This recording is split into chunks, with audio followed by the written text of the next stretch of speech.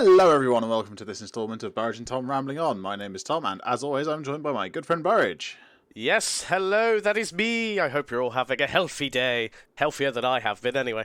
In this episode, we will be covering the cancellation of Halo Infinite split screen. Ryzen 7000 series CPUs.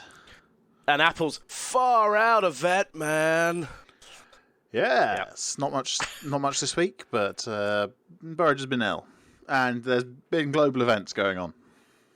Yes. Which we'll not get into. Anyway, let's get started. So let's start with Halo Infinite. Split screen has been cancelled.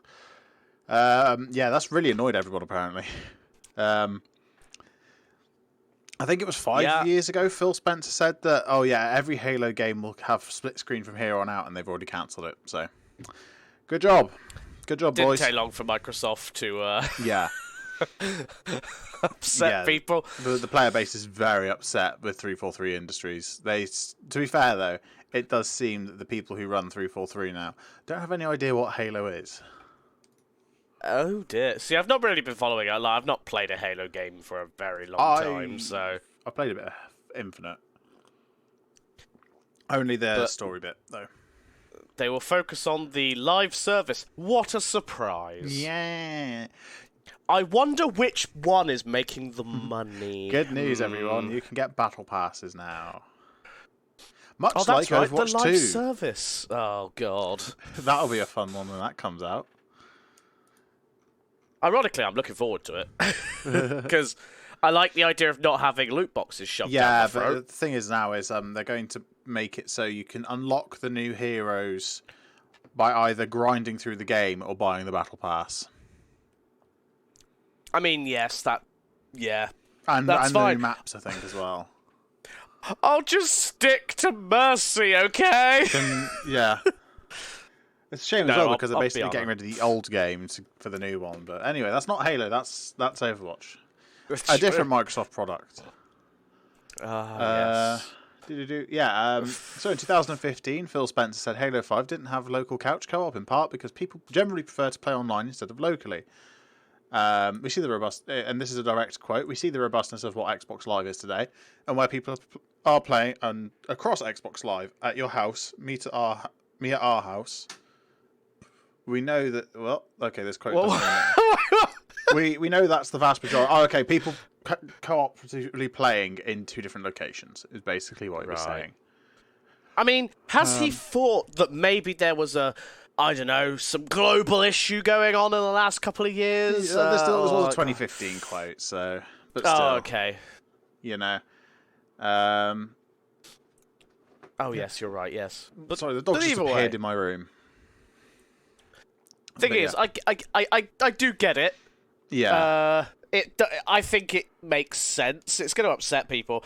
But how many of those people that are upset are actually affected by this? Because... How many of those people that are upset actually have friends to come around to the house and play Halo with them? I don't know. I feel like this is quite a non-issue. I don't know. I do like games that you can play together. That's the thing that makes the Wii still a powerhouse console, is the fact that you can split screen pretty much any game on it. Yes, but from a developer standpoint, I don't like developers. I don't like developing. why would someone spend time because doing a split screen version does take extra development power. So why develop something that 1% are going to use when you could develop something, and obviously that's just a number I've thrown out there, probably not necessarily accurate, but either way, 95% are probably using the online feature. Yeah. It's a shame. Either way you look at it, gone are the good old days sense of a proper LAN party. Yeah. It's a shame. Yeah, good old LAN parties. We don't have people duct taped to ceiling beams anymore. That's the throwback picture from 2002, I want to say. Yes, they're playing Counter-Strike. So. I know that much. But yes, Counter-Strike is also not split-screen co-op. I don't think it ever has been. No, it hasn't. Never. I don't think it was ever designed as well. It's a PC game. You don't really do split-screen PC games, do you? Unless they've been ported across. And Counter-Strike was always a nightmare. Well, yes. But it was always meant to be an online competitive Yeah. That was the shooter. idea. But, why am I yawning? Yeah. Tired. It's... I don't know. Like, I get it. I actually do like split-screen stuff quite a lot. Not that I have any use for them. I mean, me and Jess could absolutely sit there and play Mario Kart. some split-screen... Yes. Some split-screen games. But a lot of the games we play together from our PCs because we play with other people as well. Yeah. So, the amount of games we actually need or would want to be split-screen co-op are actually very few and far between. Couch co-op is dying. Long live couch co-op. Yes. But, yeah, so no more Halo Infinite split screen. The first game since they said that they would put it in, they didn't. Lamau. Gotta laugh. But anyway, that was a nice short topic to start us off out of the massive number of topics we've got today. It's 3. Let's move on to the Ryzen 7000 series. Yes, I posted about this on our forums. New actually. CPUs, did you? I haven't actually looked at the forums in a while. The problem is, like, when someone comes back home, I tend to not spend much time at my desk, so I don't. Oh, did I remember to post a mega threads thing? I think I did. Okay, good. But yeah, so this was back in August when they revealed the pricing and what CPUs they were going to be releasing. So they've got the 7950X, the 7900X, the 7700X, and the 7600X. So they're missing the 7500 and the 7800 so far. Yeah, as someone with that general lineup. As someone with a 800X series chip, I am bothered because I've got the 3800X. Yeah, so you're only one gen behind. Two as of launch of this. Oh, true, yes, but when they're releasing it every year anyway. Yeah, following the Apple mindset. Yeah, I mean, looking at it, I was like looking. Oh, the Ryzen 5, the 7600X, actually is on. Well, no, I think it's slightly better. So the gigahertz per core is a lot higher than mine. Mine turbo's up to the base of the 7600X. Yeah. So, you know, I would gain quite a bit by going for the lowest end one they have there. I could go from an i7 to a Ryzen 5 and I would still be getting an increase. Are they DDR4 and 5 compatible, or is it just 5? Ooh, that's a good question. Because if it's DDR5, you're looking at a massive upfront cost to upgrade alongside new motherboards and CPU. Because they're now AM5 socketed as well, aren't they? Yes, so AM5 they're doing away with the pins being on the CPU, and they're going back to having the pins on the board. They're going land grid as opposed to yes, whatever pin grid, right? I believe so, because they can fit more. Is it transistors? I believe. Yeah, that's what on the board compared to the grid, CPU itself. Okay, interesting. They're going for a land grid, much like Intel has done for years. To be fair, though. The big ones, Epic, were always land grid as well. Yes, that's right. Threadripper as well. Or was that TR4? Oh, I'd love to get a hand on a TR4. Okay, I look up TR4 and I get pictures of a Triumph. But yes, I believe they are going to. Yes, they are actually. I've just seen the back of one of them. Yeah, it's land grid array for Threadripper as well. So, I mean, I think that's better because the the amount of Ryzen CPUs that have probably, or AMD CPUs in general, that have died because someone clipped the corner slightly wrong. Yeah, you drop your CPU and bent you've a pin. broken like up to £800 worth of CPU. You bend a pin on your motherboard at worst. Oh, well, I mean, at worst, you're wasting a few £1,000s for a server motherboard, but that type of thing can be resocketed. Like, I know Gigabyte now offers resocketing on motherboards. It's kind of pricey, but it's not a terrible option compared to how much a new motherboard costs. But it's harder to bend a pin on a motherboard compared to if it was on the CPU as well. It's also more fixable. Yes. I have actually fixed a board with bent pins and got it to post twice now. Wasn't that the one I gave you? One of them, and one of the ones in one of the old servers I got rid of recently. There was like 2 bent pins in there, or a few, and I fixed it and it worked. So looking at it, the 7600 seems to be DDR5 5200, so I don't know if they're dual RAM compatible or not. Oh wait, hold on. Yeah, here, the Tom's Hardware thing. DDR5 only, no DDR support, DDR4 support. Okay, yeah. So there is a bigger upfront cost to it. How much do DDR5 modules cost at the moment? Probably, I put DRR5. Probably not cheap. DRR5, yeah, they're probably not super cheap right now, but... Apple bottom jeans, boots with the durr. I like cookies. £200 for 32 gig. Okay, of that's Kingston not Fury. That's not as bad as I expected. £300 for 32 gig of Corsair Dominator Platinum RGB. Other brands are available. Yeah, okay, so what did you say they were? 200 and something for 32 gig? 200 for 32 of Kingston and 300 for 32 of Corsair. Yeah, okay, so I could get 3200 megahertz DDR4 for like 112 quid, so it is a steep... Yeah, it's a jump. It's £90 for a 16 gig kit of just Crucial Basics DDR5. Yes. That's not terrible. That's about what I paid for 16 gig of DDR4 a while back. Yeah, it's definitely not too bad at all. But then that's definitely... basics, and mine's at least like heat synced and everything. Heat sunk? Yes. Heat sunk, heat synced. Heat dissipated. Whatever the word is. Actually, it is.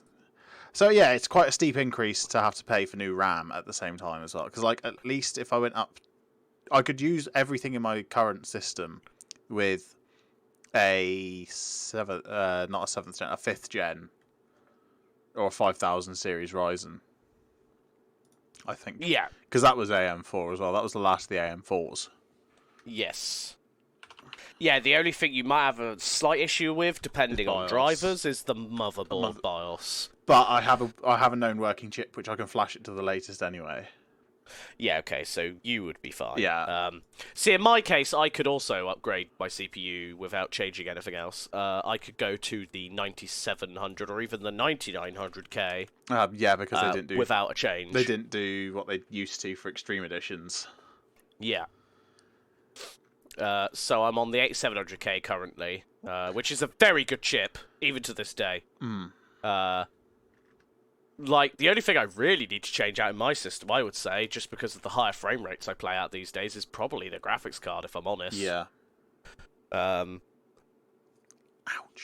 But, yeah, I mean, for me personally, I'd probably want to do more of an upgrade if I was going to do it. So, if I was going to put a new graphics card in, I might as well, do the whole lot at the same time. I might as well just do the whole lot.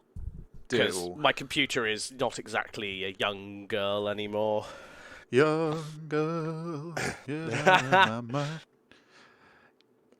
Pluckett in the Union Gap, Young Girl. Kind of a creepy song when you look into the lyrics.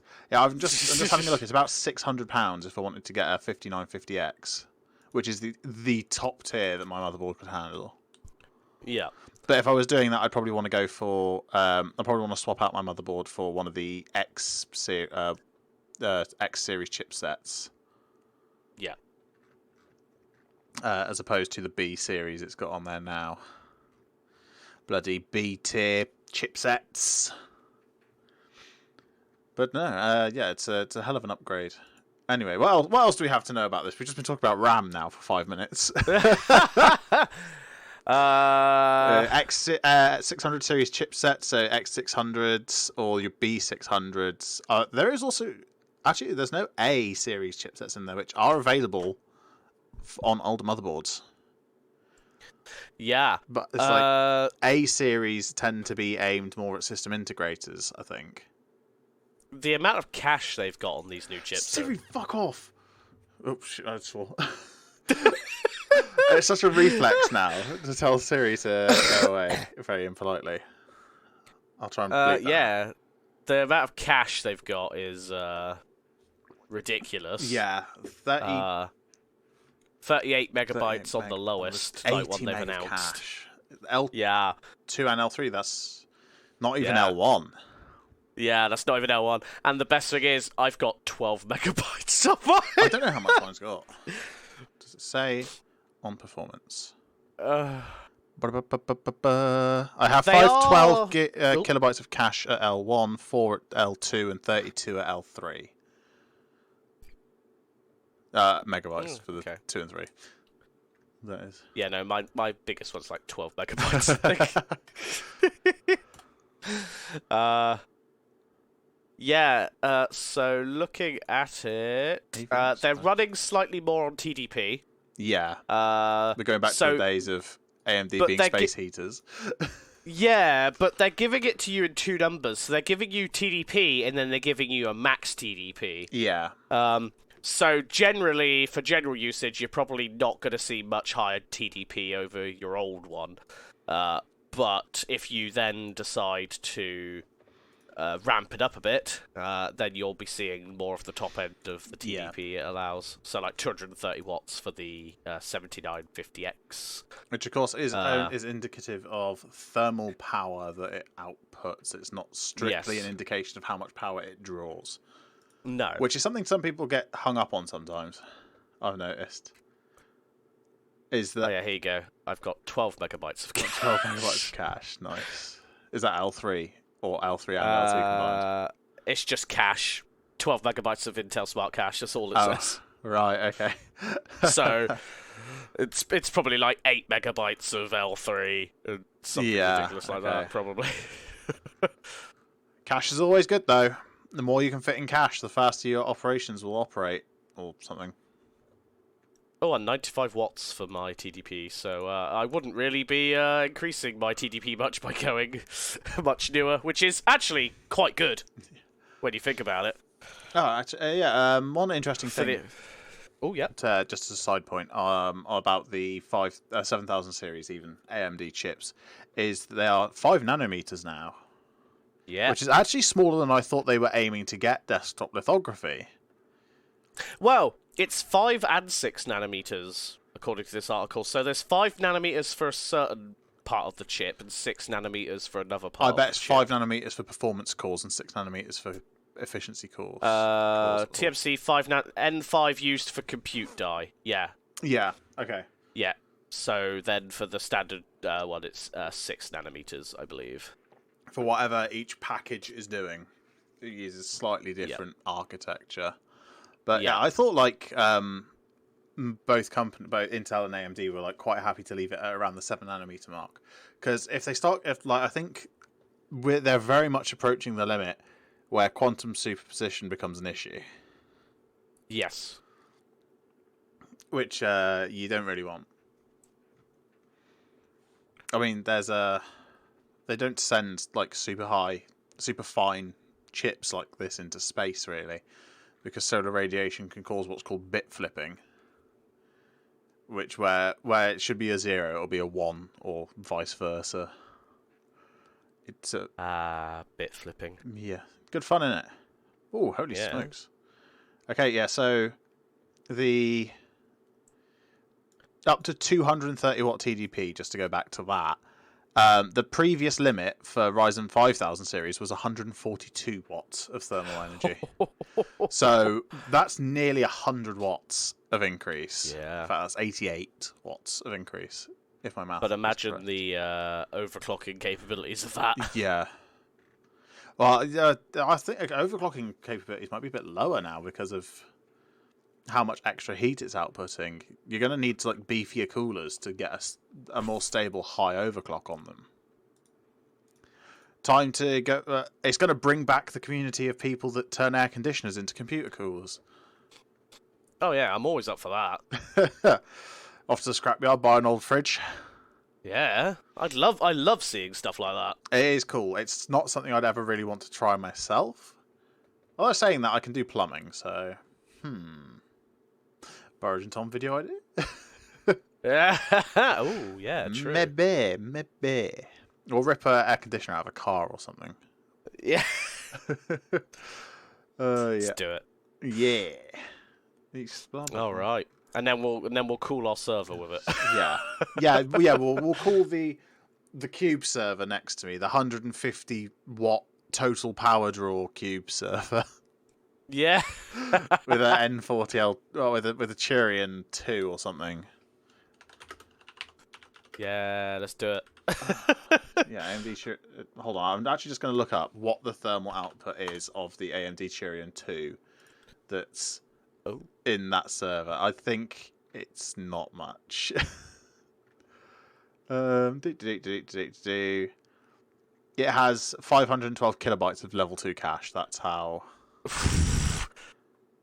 Oh, that's the OG version.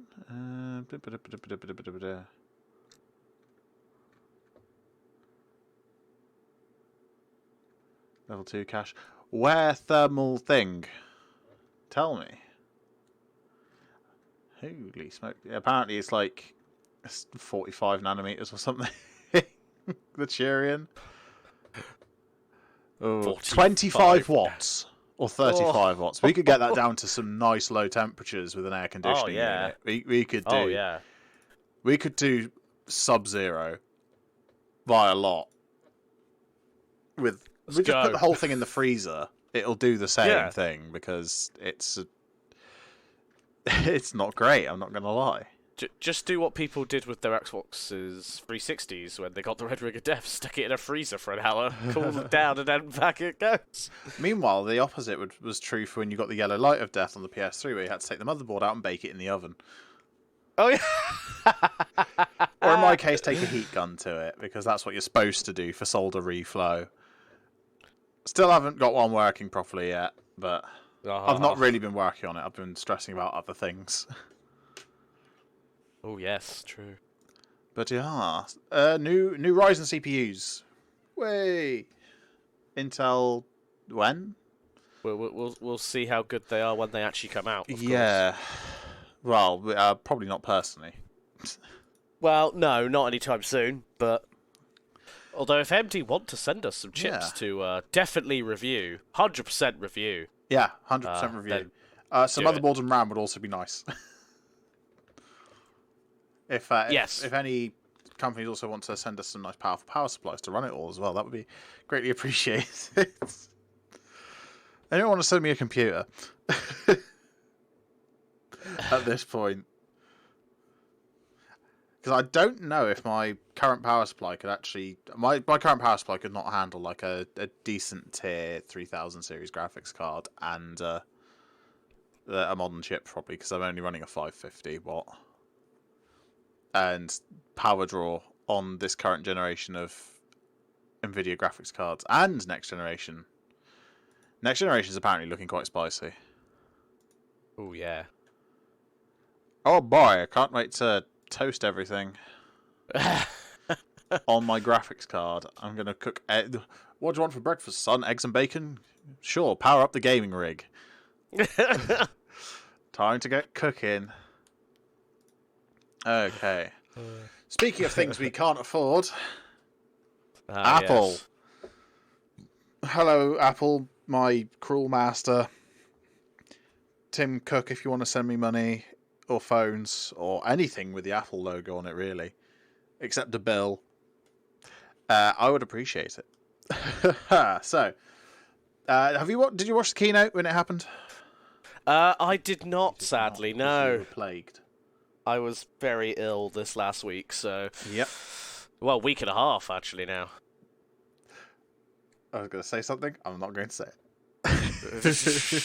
But yeah, so on the 7th of September, it was Apple's Far Out event. Their annual September keynote, basically, where they show us what they've spent the last God knows how long developing. It was surprisingly sparse this year. The whole thing was about an hour and a half, which I've seen longer Apple events. I'm not gonna lie, but we only had 3 major product lines getting updates: iPhone, AirPods, and Apple Watch. No mention of iPad or iMac, or any flavour of Mac for that matter, which disappointed me because I had 100 tournament tokens on the subreddit that they were going to announce an M1 powered Mac Pro. Apple, you owe me 100 tournament tokens.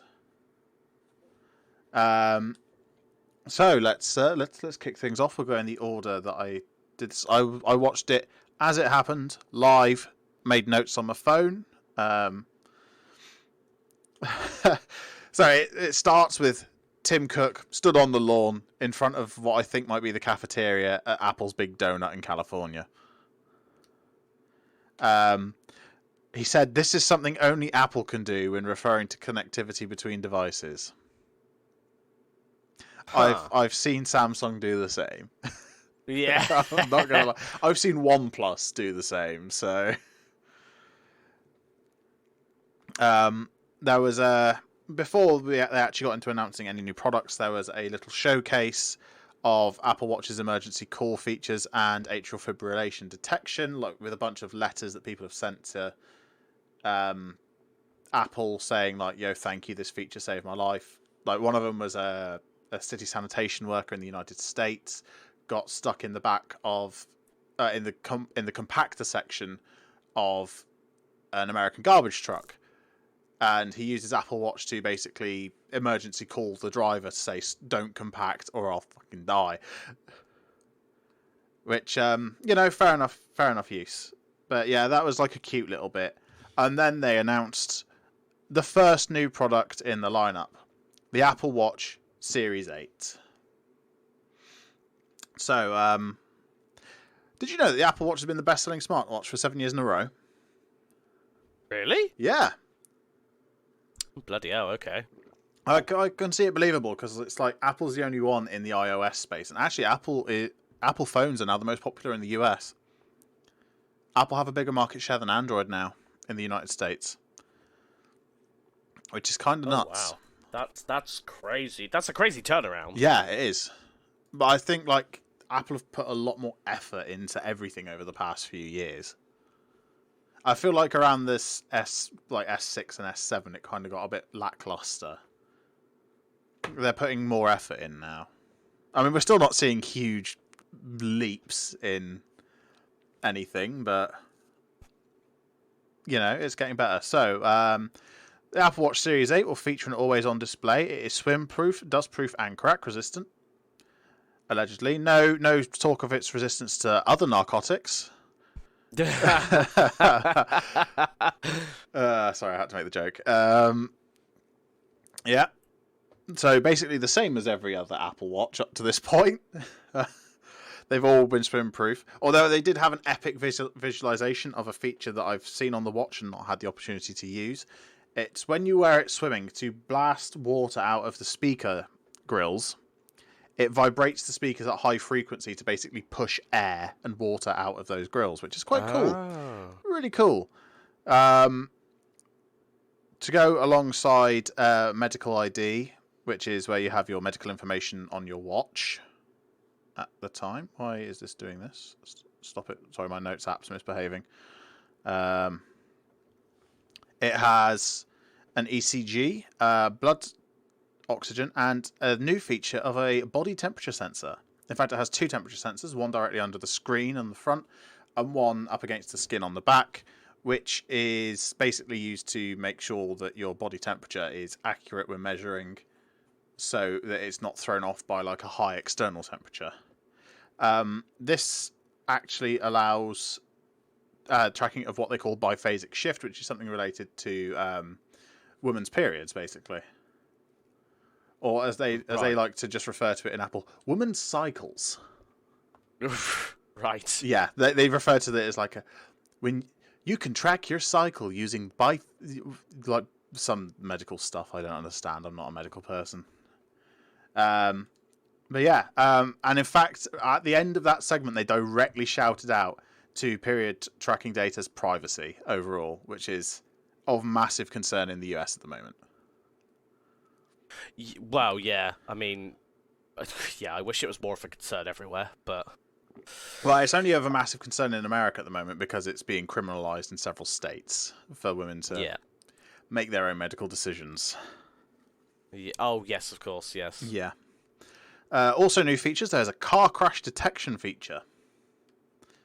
So there's a new gyroscope and accelerometer to detect crash and data to detect a crash, not just detect crash. I think we all know when there's bandicoots in the area. And the data is processed locally on the device, which is something they've specifically pointed out because, say, you're in the middle of the woods where there's no data, and you have a crash, and they've got to send that data to a server to be analysed. You're kind of up the proverbial creek without a rowing device, there, aren't you? So yeah. To be fair, I thought that was a really cool feature. Apparently, they've trained the algorithm that they use to detect crashes on over 1 million hours of car crash simulation, which is quite a bit. Probably not. That's not like tons compared to some AI training, but you know, it's pretty smart. Also, there's a barometer now on the Apple Watch, so it can tell air pressure around you. It has an 18-hour battery life, and finally, at long flipping last, I say having only owned an Apple Watch a month, but at long last, there is a low power mode coming to the Apple Watch. Every Apple Watch above Series 4, as long as it can run watchOS 9, it will now have a low power mode. So your watch battery can last even longer. Nice. Also now available on all eSIM variants of the Apple Watch is international roaming, which is available on the Series 5 and above, running watchOS 9. Which I'm surprised that's something they managed to retroactively put in. Also, I just punched my microphone by accident. Yeah, and the starting point is $399 for the GPS variant, or I think it's 470 for the cellular, or $500, something like that. I don't know.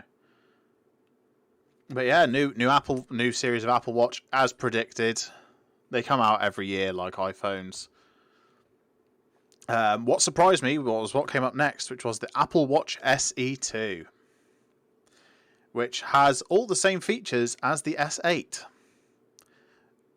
Oh. Yeah, just without the always on screen. With a different name. Kind of, yeah.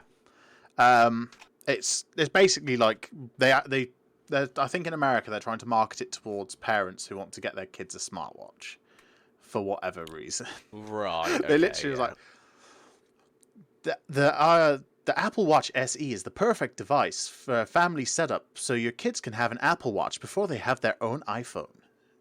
And I was just like, what? You're giving kids iPhones over there? I got my first iPhone when I had a job. Yeah. I got my second iPhone when I'm definitely well within the legal definition of an adult. I'm like, what? But yeah, also coming to the Apple Watch is a updated home app with basically keys. So, like, you know how you can get smart locks that unlock with an RFID key? Basically, Apple are implementing that functionality on the Apple Watch. And the Apple Watch SE2 starts at $249 for the GPS version. I think it's $320 for the cellular. And there was a third Apple Watch announced at this event. The lineup is growing. Have you seen anything about this one?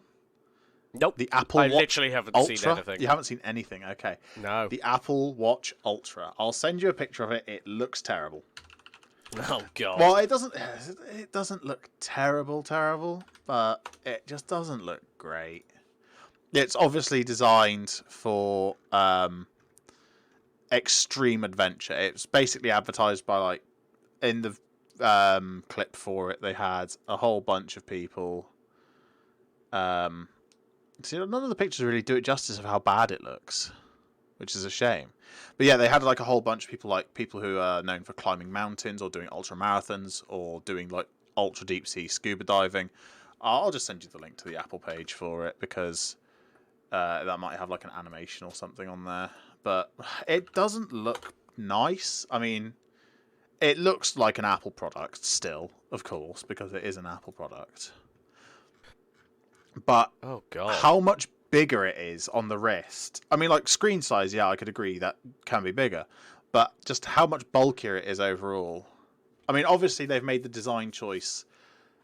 So the glass, or the front sapphire, as they like to call it, is surrounded on the edge by the titanium chassis to basically prevent cracking, which makes sense. But it just doesn't look great. I'm not gonna lie. Yeah, it looks really fat. It does. It looks like I don't like it. It's night mode, where the screen goes black and the text looks red. Looks something straight out of Star Wars that the Sith would do. Excellent. Yeah, so it's got a titanium chassis, as previously mentioned, and sapphire front crystal. It's lab-grown sapphire, which has a hardness of 8 on the Mohs scale. I only know that thanks to Jerry Rig Everything. Shout out to Zach. It has the brightest display ever put on an Apple Watch. It has the new action button, which is actually something I do like about it. Which is basically an extra button that you can assign to any functionality. What else does it have? The new crown is bigger, which is the spinny boy on the side. It's a lot bigger. It's designed to be used with gloves. It has 2 speakers and 3 microphones. It only comes in the cellular tier. There's no GPS version. And it has 36 hours of battery life, or 60 hours on their special lower power mode. Wow. Yeah. But the low power mode isn't out yet. It will be out before the end of this year. But it's coming in a software update soon, TM. See, looking at it, just looking like the Series 8 and the SE. Yeah. And then you look at the Ultra, and it's like, I like the look of the SE and the Series 8 more because they fit in with classic Apple Watch, though, aren't they? They look thin and not bulky and. Yeah, I mean, like, at the end of the day, the Apple Watch Ultra is designed for use on expeditions.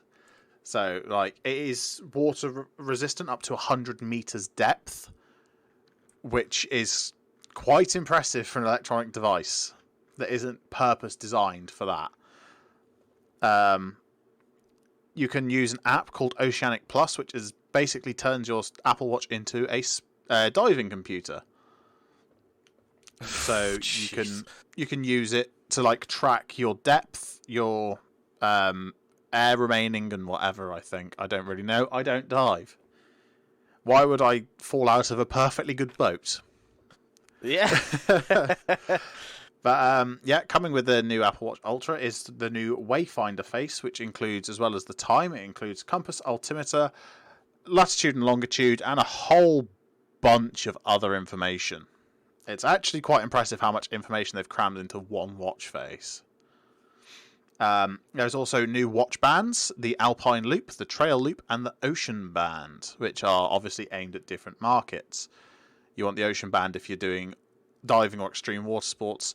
These new bands have been designed to resist scrapes, falls, whatever, so your Apple Watch just doesn't sod off into the middle of the forest you just ran through. It also includes a location siren, which emits a 86 decibel siren to help you be found when you're lost. Which I do think is actually kind of useful for something like that. But if you're on an extreme expedition, you should probably carry a flare gun anyway. Yeah. Not gonna lie, it seems like Apple have designed a product that just gives a backup for most of the things you should have in your kit if you're on this type of expedition. I would say that fewer than 5% of all of these that are sold are ever going to go in any of the conditions they're designed for. Because, it's just going to become a flex. Oh, look at me. Mother bought me the latest Apple Ultra watch. Also, Vat just sent me a message and I just realised what the time is, so I'm going to have to speed through the next few announcements so we can finish in time for the stream. But yeah, so it is a 49mm titanium case, which is 9mm bigger than my SE at the moment, and is 7mm bigger than the current biggest Apple Watch. And it starts, it has one price. It is $799, which ain't cheap. It ain't cheap, sunshine. Oh, okay, I just went on the Apple actual homepage and there's just a picture of the big news happening. Also announced for Apple Watch, which I won't go into too much detail. There's a couple of new Nike straps and 2 new Hermes straps, which are very expensive. And I don't even want to look at the price of because I will cry. Okay, next product announced was AirPods Pro 2, the only update to the AirPods lineup this year. It has the H2 headphone chip. It has a low distortion driver with a custom amplifier. Spatial audio, which is personalized with iOS 16, which uses the front camera on your phone, as well as the IR dot projector, used for Face ID to basically map your ears and try and reconfigure sound that you hear through your AirPods so that it sounds like you're stood in the middle of the band performing on stage. Noise cancellation is now apparently 2 times as effective, and transparency mode includes adaptive settings where it will eliminate noises over a certain decibel threshold, which is actually quite useful. It samples the surrounding audio, or the audio around you, 48,000 times a second for noise cancellation. And there's finally volume control on the touch surfaces. You can scroll up and down with your AirPods. I did see a comment on the Apple subreddit but the new AirPods Pro look the same as the old ones, so how am I supposed to flex on other people with the... But yeah, there's also now a speaker in the case that you can use if you've dropped the case and you need to find it to play a sound, basically.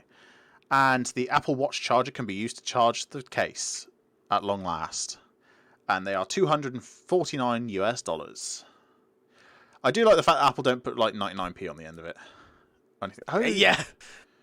Wait, hold on. It was $800 for the Apple Watch Ultra, but if you want it from the UK, it's £850. Ouch. And of course, it's finally the big announcement of the keynote, the new iPhones. The iPhone 14, which is the base model, is getting a Plus model. It's getting a big boy, the same size as the previous 13 Pro Max. And the base model iPhone 14 is keeping the notch. It's not getting the pill. It has an all-day battery. 14 Plus has an over 1-day battery life. They're putting the A15 Bionic in the phone, which I think is the new one. Is that, or is that the same as my phone? iPhone, please. iPhone 13. Oh, you can't even buy the 13 Pro anymore. Haha, and get good, scrubs. I mean, what? Yep. Where was I? Oh, yep. Also, an interesting statistic was announced in the part for this. Apparently, in the last year, over 3 trillion photos were taken on iPhone. In 1 year. That is a lot of pictures. That is ridiculous.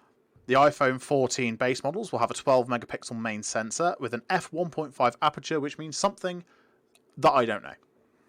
I need to learn it though, because cinematography. This gives the camera a 49% improvement in low light. There is autofocus coming to the front camera, and as well as new image processing for low light images, and new stabilization, which uses sensor shift technology. US models of the iPhone 14 will not have a SIM tray. They are eSIM only. And you can now set up eSIMs on Apple devices without a Wi-Fi connection, which is pretty good. The iPhone 14 will also have crash detection like the Apple Watch Series 8. And one of the coolest new features, in my opinion, is satellite pinpoint. Is satellite connection. You can point the phone directly at a satellite and send out an emergency call or emergency message from anywhere on Earth, even without cellular signal, which is quite nuts, to be honest. They beat Elon at the game where he was like, "Oh, we're going to put Starlink in every phone or whatever he was waffling." But and you can send SMS via satellite using a special compression algorithm, which they had to use because satellite bandwidth is garbage. And you can get the iPhone 14 for $799 starting price, or $899 for the Plus. And finally, the phone. You said finally 3 times ago. And finally. And the final device, the final announcement. Finally, just to annoy Burridge. The iPhone 14 Pro. It has the pill that we've been hearing about. And the pill grows. It is what they call a dynamic island. Also available is a new colour. The pill expands into notification bubbles. It can grow in width, length, height, whatever. It can grow in the 2 dimensions of the screen. And actually, it looks really clean. There's a new Pro display on the phone, which has a 2000 nit peak outdoor brightness. And an iPhone finally has always-on display. For the first time ever. It has a special mode on low power mode, which makes the display refresh once per second. Or when it's in always on mode, which basically saves a ton of power draw. And it has the A16 Bionic chip, which is a 4nm new chip. Basically, it's basically the same as the last one, just a new number on it. There's a 48 megapixel main sensor on the camera, which under normal shooting will be downscaled to 12 megapixels by grouping pixels into groups of 4. But you can take 48 megapixel Pro RAW images. And the cinematic mode will now support up to 4K 30, and the phone will have an all-day battery life, starting at $999 or $1,099 for the Pro Max. And we're done. Oh, damn, that was a lot of notes. Good keynote, though. I would recommend going and watching it if you have the time. But I won't be getting any of those things yet because I am poor. And that is us all done for this episode of Burridge and Tom Rambling On. If you like what you heard and you want to hear more, you can subscribe to Burridge and Tom over on YouTube or follow our podcast on your favourite podcast source. If you really like what you've heard, then you can support us over on the forums. If you want to get involved with the community, you can join our Discord or reach out to us on Twitter. The links to all of these and more are available over at burridgeandtom.com. As always, I've been Tom. And I have been Burridge. We're going to go stream now. Thank you so much for listening, and we'll be back next time. Goodbye. Goodbye.